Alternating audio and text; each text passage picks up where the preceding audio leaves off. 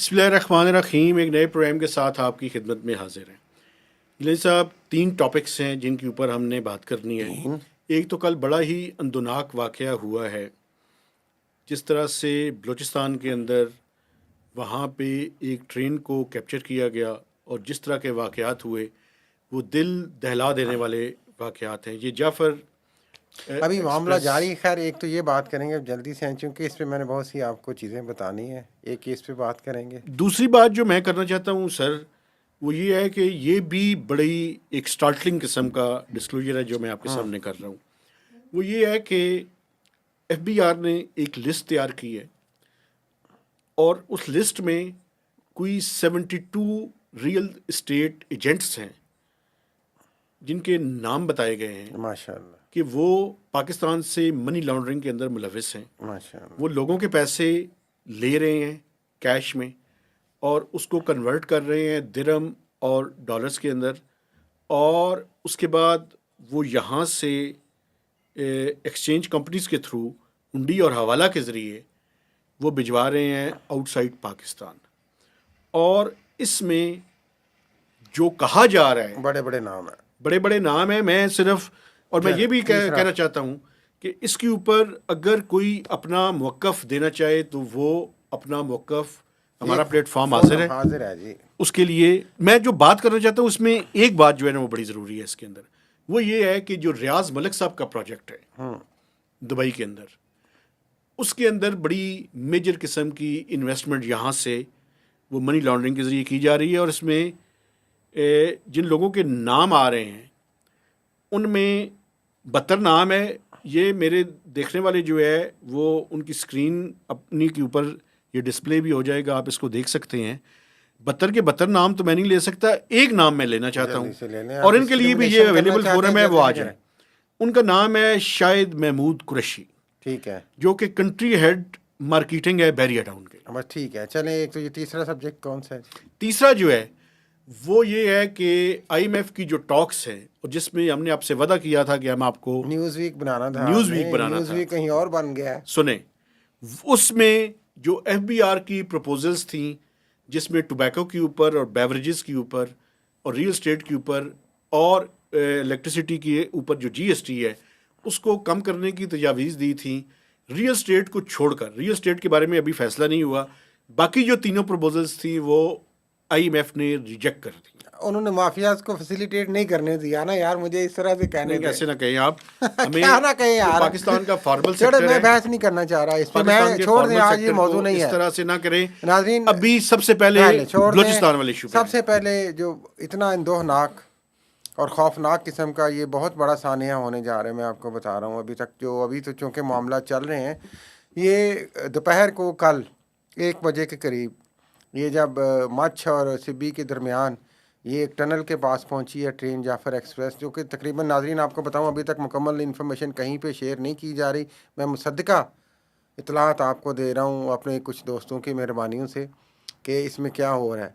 इसमें 450 के करीब लोग सवार थे और ये उसको वहाँ पे जो बीएलए तो अब ओपनली क्लेम कर रही है, वीडियोस आ गई हैं उनकी, उनकी स्टेटमेंट्स आ गई हैं। उन्होंने वहाँ पे ट्रेन के ड्राइवर और वाले हिस्से पे ब्लास्ट किया है, ड्राइवर वहाँ पे हलाक हो गए हैं, शहीद हो गए हैं। उसके बाद उन्होंने ट्रेन को कैप्चर किया है, कुछ लोगों को वो पहाड़ियों पे ले गए हैं, कुछ लोगों को वो बस के ट्रेन के अंदर उन्होंने हाईजैक करके रखा हुआ है। 24 घंटे से ज़ायद हो गया ये ऑपरेशन, क्लियरेंस ऑपरेशन जारी है। पाकिस्तान की जो फोर्सेज हैं वो बड़ी तेज़ी से और बड़ी एहतियात के साथ, क्योंकि इसमें बहुत सारे बच्चे औरतें शामिल हैं, तो इस ऑपरेशन को कर रही हैं। 30 के करीब अभी तक जो सिक्योरिटी फोर्सेस की तरफ से इतलात हैं, दहशतगर्द मारे गए हैं। 190 के करीब छुड़ा लिए गए हैं जो लोग हैं, या उन्होंने भी बीच में, उनका बीएलए के दावा कि उन्होंने छोड़े हैं, जिनमें ज़्यादातर ख़वातीन, बूढ़े और बच्चे शामिल हैं। और बहुत सारे लोग जो पहाड़ियों पे ले गए हैं टोलियों में वो, और बहुत सारे जो ट्रेन में हैं उनके लिए जदोजहद जारी है।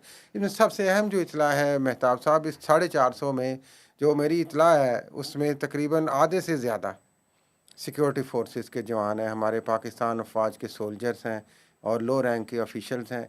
उनमें एक तो शायद मेजर भी हैं और 1-2 मेजर शायद फैमिलीज़ के साथ भी हैं और 2-3 कैप्टन्स भी हैं जो इस वक्त होस्टेज बने हुए हैं।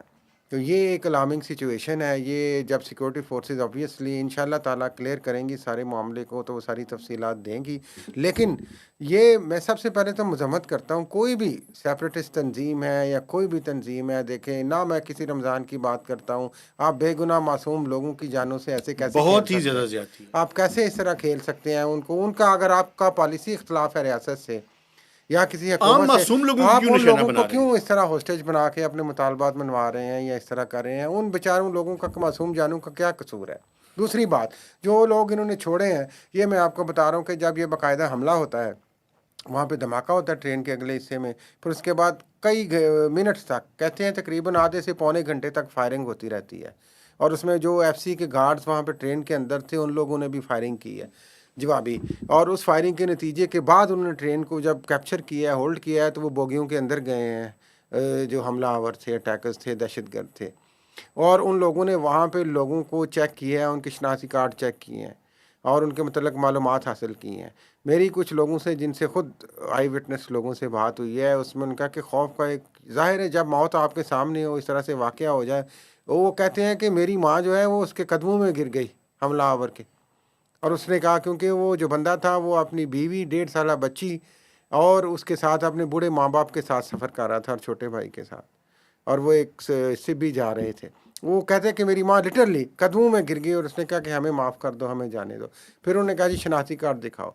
फिर उन्होंने कहा जी हमारे पास शनाख्ती कार्ड नहीं है, लेकिन हम सिब्बी से हैं, हमने सिब्बी जाना है। उन्होंने फिर कहा कि आप लोग जल्दी से यहाँ से निकलें और पीछे मुड़ के नहीं देखना। हर शख्स को जिसको उन्होंने छोड़ा है, उन्होंने कहा कि पीछे मुड़ के नहीं देखना। ज़्यादातर उन्होंने ख़वातीन और बच्चों को और बूढ़ों को छोड़ा है। और भी जो 80 के करीब लोगों का पहला काफ़िला छोड़ा गया, उसमें उन्होंने कहा जी पीछे मुड़ के नहीं जाना। 5 से 6 घंटे का ये कह लें कि जो चट्टानों के अंदर और पहाड़ियों के अंदर पथरीले रास्ते पे सफ़र है। आप वहाँ पे जूतों का हाल, उनके पाँव का हाल, उनके जिस्मों का हाल देख लें। छोटे बच्चे बुज़ुर्गों को साथ लेके पहुँच के वो करीबी रेलवे स्टेशन पर नेर या मच पहुँचे हैं, जहाँ पे फिर सिक्योरिटी फोर्सेस ने उनको वहाँ पे रिसीव किया है, खाना दिया है, पानी दिया है। आप इस सारी सूरत हाल का अंदाज़ा लगाएँ। दूसरी तरफ जो अहम सूरत हाल है, मैं था साहब इससे पहले कि खुदा न खास्ता, मैं फेयर कर रहा हूँ, खुदा न खास्ता अल्लाह ना करे, मैं फिर भी दुआ करता हूँ, यहाँ पे मुझे अगर ऐसा होता है जिस तरह कहा जा रहा है कि अगर आधे से ज़्यादा सिक्योरिटी फोर्सेस के जवान हैं, कईयों की फैमिलीज़ हैं और वो कैप्चर्ड हैं, और खुदा न खास्ता कोई ऐसी सूरत हाल होती है जिसमें जानी नुकसान होता है, तो ये बहुत बड़ा नुकसान होगा। बिल्कुल आप ठीक कह रही हैं। ये एपीएस की तरह का बहुत बड़ा सानिया होगा। दूसरी बात, जो मालूमात के हवाले से बीइंग जर्नलिस्ट मुझे बात करने दें कि हमारे मीडिया को क्यों सांप सूंघा हुआ है, हमारी हुकूमत को क्यों सांप सूंघा है, हमारे वफाकी वज़ीर दाखिला को क्यों सांप सूंघा हुआ है, ये सब जानते हैं। मैं खराज तहसीन पेश करता हूँ एटलीस्ट तलाल चौधरी जो नए स्टेट मिनिस्टर हुए हैं इंटीरियर वो के, बात तो कर रहे हैं। एटलीस्ट वो आए हैं, उन्होंने थोड़ा सा वाक़या बयान किया है, थोड़ी सी लोगों को, मीडिया को बताया है यार कि ये वाक़या। लेकिन जब तक आप मीडिया की इंफॉर्मेशन, हम जानते हैं एज ए जर्नलिस्ट की कंट्रोल्ड है यहाँ पे पूरी दुनिया चीख रही है, लेकिन पाकिस्तान के मीडिया में ये चीज़ दिखाई नहीं जा रही। हम मीडिया को नहीं ब्लेम कर रहे, एक तरह से ब्लेम करते हैं, लेकिन शायद इजाज़त नहीं है दिखाने की, मालकान की तरफ से या बड़े घर की तरफ से, फ्रैंकली स्पीकिंग। इसलिए हुकूमत भी खामोश है, हुकूमत को भी कुछ कहने की इजाज़त नहीं है। बलूचिस्तान के है क्या, हम बंदे से बात हुई है, वो कहते हैं जी कि हम कुछ नहीं कह सकते जब तक ऑपरेशन नहीं ख़त्म हो सकता। मुझे इजाज़त है, मैं और बोलूं? ये एक थ्रेट अलर्ट भी आप इसी प्रोग्राम में मैं हमने आपको जिक्र यही किया कहना था चाह रहा हूँ, मैं आपकी कि तारीफ करना जारी चाहता हूँ, हुआ मुझे था। कर रहे नहीं नहीं, तारीफ की बात नहीं, नहीं बात है, सुन थ्रेट लेना अलर्ट जारी होते रहते हैं। सर, मेरी बात सुन लेना। हमने चंद दिन पहले अपने इस वीलॉग में गिलानी साहब ने, वकार गिलानी साहब ने इस बात का इंदिया दिया था कि एक बड़ा सिक्योरिटी थ्रेट जो है वो बलूचिस्तान के हवाले से मौजूद है। इस सिक्योरिटी थ्रेट के मौजूदगी के बावजूद इस तरह का वाक़या होना, मैं समझता हूँ कि ये सवालिया निशानात है। लेकिन इस मौके पे हम ये बात नहीं कर रहे ज़्यादा, लेकिन एक बात और भी है।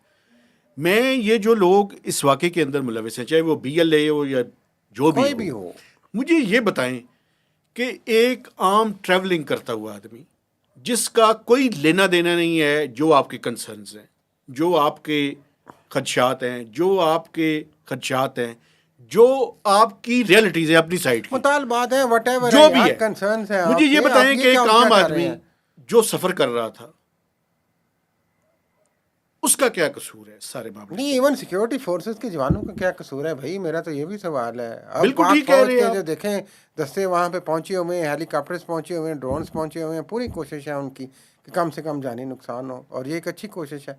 हम इस पे लेकिन आप कहते ये भी हैं- देखें, उनकी प्लानिंग को भी देखें आप कि उन्होंने किस जगह का इंतखाब हाँ किया। जी, कहाँ पे उन्होंने रोका? उन्होंने एक टनल में, टनल के अंदर, ताकि पहाड़ी इलाके में, पहाड़ी इलाके में। टेक्निकली स्ट्रेटेजिक वाइज देखें वो कितने आगे हैं। फिर उनकी आप प्रेस स्टेटमेंट्स देखें जिस तवातर से आ रही हैं। फिर उसके बाद उनकी वीडियोस देखें जो उन्होंने पूरी प्लानिंग की जारी की हैं। उसके अगेंस्ट आप हमारी देखें जो सूरत हाल है कि उसमें सिर्फ ज़राए से इंफॉर्मेशन चल रही। हाँ, मैं समझता हूँ कि ये किसी तौर पे भी आप जब मीडिया का गला घोंटते हैं तो उसके नतीजे में क्या होता है? स्पेकुलेशंस फैलती हैं। अच्छा, जो हम जैसे जर्नलिस्ट हैं, हमें ये कहा जाता है वो जी आप डर के बात कर, और भाई डर के नहीं बात करते। हमारा सबसे बड़ा मसला ये है कि हमने कोई भी इंफॉर्मेशन शेयर करनी है वो ऑथेंटिक करनी है, और जो इसमें अहम बात Credibility है है हमारी। जो अभी तक कहीं पे नहीं बता रहे हम, क्योंकि ये इसमें अब सिक्योरिटी पॉइंट ऑफ व्यू तो रह नहीं गया मेहताब साहब। वो होस्टेजेस बन चुके हुए हैं अनफॉर्चुनेटली। जो लोग हैं उनमें जो हमारे जो कुछ सीनियर रैंक के ऑफिशियल्स हैं वो विद फैमिलीज़ हैं, कुछ लोअर रैंक के ऑफिशियल्स विद फैमिलीज़ हैं। तो एक मेजर है सुना है, उनकी पूरी फैमिली है उनके साथ। अल्लाह पाक रहम करें और इस मामले को तो बेहतर तरीके से इंशाल्लाह, और सेटल ये कर लें। इसका मामले को अभी मंथ की अंजाम पे पहुंचना है। आज रात को या कल तक पहुंचेगा ये मामला। नाज़रीन अभी जारी है, लेकिन मैं आपको आगे की एक पेशगोई कर दूं कि इसकी गूंज जो है हो सकता है ये बलूचिस्तान की हुकूमत तक जाए और वहाँ पे भी बहुत बड़े क्रैक शायद आपको आने वाले दिनों में नज़र आए। अब बिल्कुल ठीक है। अच्छा, दूसरा इशू सर, मनी लॉन्ड्रिंग। बहुत सारे 72 लोग हैं, ये आपको डिस्प्ले कर दिया जाएगा पूरी लिस्ट। हाँ जी, आपने बड़ी लंबी लिस्ट दे दी है, उसमें कई सादात हैं आपके जनाब बरादरी के लोग, कई शेख हैं। हाँ, बड़े बड़े लोग इसके अंदर मुलविस हैं। ये मुख्तलिफ लोगों से इन्होंने पैसे लिए हैं। ठीक है, ये कैश लेकिन में। मेरा इसमें एक सवाल है। आप ये कह रहे हैं कि 72 रियल एस्टेट के बड़े बड़े लोग मनी लॉन्ड्रिंग इससे भी ज्यादा है। पैसे, लेकिन जो उन्होंने लोगों से पैसे लिए वो यहाँ के लिए लिए होंगे ना? तो वहाँ पे उन्होंने क्या उनको प्लाट दिए कि नहीं? ये तो कोई विक्टिम या बंदा आके पहले बोलेगा अगर मैंने आपको प्लाट दे दिया, मैं अब डेविल्स एडवोकेट मैं बन जाता हूँ ना, आज मैंने आपको प्लाट दे दिया, मेरी अमाउंट है ना, तो आपकी पोजेशन लेटर मिल गया या आपको फाइल मिल गई है, तो मैं उस रकम को जहाँ मर्जी इन्वेस्ट करूँ, मलिक रियाज के प्रोजेक्ट में, दुबई में करूँ, अमेरिका में करूँ, आपको क्या मसला है? मैं बताता हूँ आपको, आप इस तरह से डॉलर्स यहाँ से लेके नहीं जा सकते। नहीं ले जा, हाँ ये एक है, ये मैं बता रहा हूँ ना आपको। फिर आप इस तरीके से हुंडी और हवाले के जरिए यहाँ से ट्रांसफर नहीं कर सकते। टैक्स एवेजन भी हो रही है ना, टैक्स एवेजन हो रही है, मनी लॉन्ड्रिंग हो रही है। और इससे बड़ा एक बात है, वो ज़रा देखें आप, पाकिस्तान में पिछले 1 साल से जो एक्सचेंज रेट है वो स्टेबल है, ऑलमोस्ट 278 के लगभग रुपी अगेंस्ट डॉलर। पिछले 2 से 3 वीक्स के अंदर उसके अंदर फ्लक्चुएशन आनी शुरू होगी। अगर आप गौर से उसको देखें तो 10 पैसा 20 पैसा ऊपर नीचे 80 78 79 इसी तरह चल ऊपर जाना शुरू हो गया थोड़ा सा। तो उसकी बुनियादी वजह जब उन्होंने देखा कि यार ये क्या गड़बड़ हो रही है, तो उन्होंने इन बंदों को आइडेंटिफाई किया। ठीक, ये एफबीआर ने किया, ये एफबीआर और एफआईए और ये सारे जो रेगुलेटर्स हैं इनका मिलके काम है। लेकिन इस इशू को सामने लाने का एक मकसद है। वो मकसद ये है कि कहीं ये एक्सचेंज रेट के ऊपर बहुत ज़्यादा प्रेशर ना आना शुरू हो जाए, ये भी इसलिए इसको रोकना। और उसके नतीजे में क्या होगा? आपकी बिजली महंगी हो जाएगी, आपका पेट्रोल महंगा हो जाएगा, डॉलर महंगा तो सब कुछ महंगा, सब कुछ महंगा, लेकिन ये कर्जा बढ़ जाएगा। इसमें एक अहम बात ये भी है मेहता साहब कि IMF के होते हुए ये सारा कुछ लीक हो रहा है। जी बिल्कुल, ये भी एक बहुत बड़ा क्रिटिकल क्वेश्चन और है। दूसरी ये है कि इसमें ज्यादा से ज्यादा एक्शन करने की जरूरत है। हाँ, और अब ये मैं पूछना चाह रहा और मैं आपको ये भी बताऊं, एक्शन होगा क्या भाई? मैं आपको ये बता सकता हूँ आज के इंफॉर्मेशन की बुनियाद पे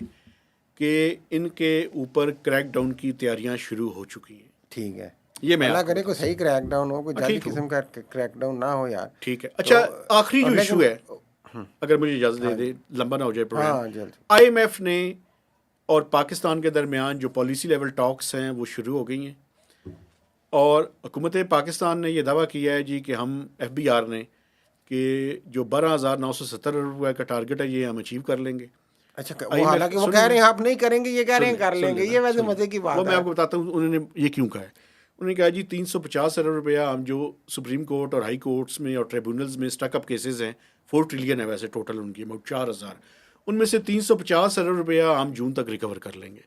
दूसरा, हम इन्फोर्समेंट को बेहतर करेंगे, रिटेलर्स को टैक्स नेट के अंदर लेकर आएंगे, कुछ ऑडिट करेंगे तो 250 अरब रुपया उससे कलेक्ट कर लेंगे। IMF ने कहा है कि नहीं, हमारे ख्याल के मुताबिक आप ये नहीं कर सकेंगे। आप इन राइटिंग में लिख कर दें कि शॉर्टफॉल होगा तो क्या होगा। अब उसके लिए जो मैं बताना चाहता हूँ लोगों को, उन्होंने कहा कि क्या ख्याल है आपका, GST का रेट 18% है, इसको कुछ बढ़ा ना दिया जाए 1-8%। ओह माय गॉड, ये बात हुई है, अभी इस पर फैसला कोई नहीं हुआ। दूसरा जो FBR की प्रपोजल थी कि टोबैको के ऊपर, बेवरेजेस के ऊपर, रियल स्टेट के ऊपर और इलेक्ट्रिसिटी बिलों के ऊपर जो GST का रेट है, हालांकि जो मिनिस्टर हैं अवैस लगारी साहब, उन्होंने 2-3 दिन पहले मैंने किसी का स्टेटमेंट पढ़ी है कि IMF ने कोई रिजेक्ट नहीं किया। मैं भाईजान ज़रा GST का रेट ज़रा कम करके दिखाएं ना इलेक्ट्रिसिटी के ऊपर, तो मैं बहसीत जर्नलिस्ट आपकी उसका एतराफ़ भी करूँगा, आपसे सॉरी भी करूँगा। मिनिस्टरों की आप बातें छोड़ दिया करें नहीं यार। सर, मुझे आपके कहने जो देना। चौधरी साहब और डॉक्टर साहब और फलान साहब ये सब ऐसे ही हैं, मिनिस्टरों की सियासी बातें होती हैं ना अच्छा, यार। तो वो भी IMF ने कम करने से इनकार कर दिया है, और साथ में ये कहा है कि अगर आपका ये शॉर्टफॉल होगा तो उसका क्या तरीक़ाकार है। फाइनेंस मिनिस्ट्री को भी इकट्ठे एक मीटिंग की, उसमें ये कहा जी आप ये बताएं कि आप एक्सपेंडिचर्स किस तरह से कम करेंगे। दूसरी जो बात है जो मैं समझता हूँ कि ये भी करनी बड़ी ज़रूरी है, टैरिफ जो बेस लाइन टैरिफ है जो 35 रुपये 70 पैसे के लगभग है, उसमें कमी की बात है, लेकिन उसमें बुनियादी तौर पर अभी ये इशू है कि जो IPPs के साथ रिवाइज्ड एग्रीमेंट्स हो रहे हैं, उससे जो बचत होनी है बेस लाइन टैरिफ में कोई तकरीबन अभी तक 2 रुपये है। ये बहुत मामूली कमी है। हुकूमत पाकिस्तान की ख्वाहिश ये है कि 5 से 8 रुपये या 8 से 10 रुपये उसके अंदर कमी हो, चूँकि वो सोलराइजेशन वाला इशू है, चूँकि सोलर का रेट और सोलर जितनी तेज़ी से बढ़ रहा है, ये पाकिस्तान में जो ऑन ग्रिड बिजली का सिस्टम है ये बैठ जाएगा। आगे क्या होगा? अब ये कोई मामला तय पा जाएंगे अब, चूंकि कंक्लूड होना 14 तक वैसे ही। सबसे बड़ा इशू ये है कि क्या IMF के साथ जो नेक्स्ट बजट है उसके ऊपर कोई ब्रॉडर एग्रीमेंट होता है या नहीं होता। अगर नहीं हुआ तो ये लिंगर ऑन ना हो जाए, मैं खतरे का इजहार कर रहा हूँ। हाँ, लेकिन अभी तो फाइनल वो अपनी डॉक्यूमेंट पेश करेंगे ना हुकूमत सर जी, पाकिस्तान। जुमे तक की लास्ट डेट है। हाँ, तो जुमा 2 दिन है ना अभी यार। तो भाईजान अभी तक हुकूमत ये कह रही है कि बड़े स्मूथ चल रहे हैं और सब कुछ हो जाएगा। तो लेकिन कुछ दबाया ही होगा ना अपने खीसे में यार, उनको दिखाने के लिए। 60 से 70%, मुझे मैं पहले 50-50 कह रहा था, अब मैं 60 से 70% कह रहा हूँ कि एवरीथिंग इज़ नॉट वेल। अल्लाह करे कि ये स्मूथ हो जाए, चूँकि अगर ये स्मूथ फर्स्ट रिव्यू कंप्लीट नहीं होता और जून तक ये बात चली जाती है तो ये हमारे लिए और पाकिस्तान की इकॉनमी के लिए कोई अच्छा साइन नहीं है। लेकिन अच्छा हल निकल मूडीज की बड़ी पॉजिटिव रिपोर्ट आई है। मूडी का वैसे अपने मूड होता है ना, वो कुछ और मूड देख के ये स्टेटमेंट देते हैं। देखिए, जो पॉजिटिव है वो पॉजिटिव है, जो नेगेटिव है वो नेगेटिव है। पहले तो आप इनके खिलाफ एक्शन करवाए ना, ये जो रियल स्टेट वाले हैं, फिर अगली बात करेंगे। ये अभी आप देखिएगा ना, और दुआ करें कि वो जो हमारा बुलान वाला मसला है वो बहुत ज़्यादा जानी नुकसान ना हो। इलाही आमीन। और ये कि जनाब ये एक्शन आगे जाके अब फाइनेंस मिनिस्ट्री किस तरह लेती है और IMF से क्या दाव पेच हम खेलते हैं, ये जुमे तक की देर है, उसके बाद फिर जो भी है बिल्ली थैले से बाहर निकल आएगी। बिल्कुल ठीक है। मैं अपने देखने वालों से गुजारिश करना चाहता हूँ कि हमारे चैनल को सब्सक्राइब कीजिए, इसकी शेयरिंग कीजिए और मैक्सिमम इसके ऊपर कमेंट्स भी दीजिए। तो इजाज़त दीजिए, अल्लाह हाफिज़।